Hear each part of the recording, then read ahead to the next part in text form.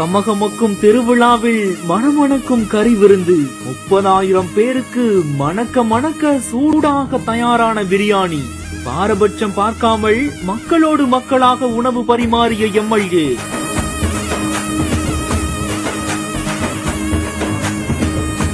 கிருஷ்ணகிரி மாவட்டம் ஓசூர் அடுத்த நல்லூர் என்னும் கிராமத்துல கரகதம்மா என்னும் கோவில் அமைந்திருக்குது.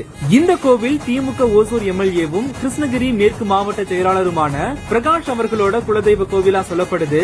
இந்த நிலையில தான் பல ஆண்டுகளுக்கு பிறகு நடத்தப்பட்ட இந்த திருவிழாவை முன்னிட்டு 5 டன் ஆட்டுக்கறி, 3 டன் கோழிக்கறி பயன்படுத்தி மட்டன் பிரியாணி, சிக்கன் பிரியாணி, தலைக்கறி, குடல் கறின்னு வகை வகையா தயார் செய்யப்பட்டு பொதுமக்களுக்கு பரிமாறப்பட்டிருக்கு. இதுல எம்எல்ஏ பிரகாஷ் அவர்களும் மக்களுக்கு உணவு பரிமாறி இருக்கிறாரு.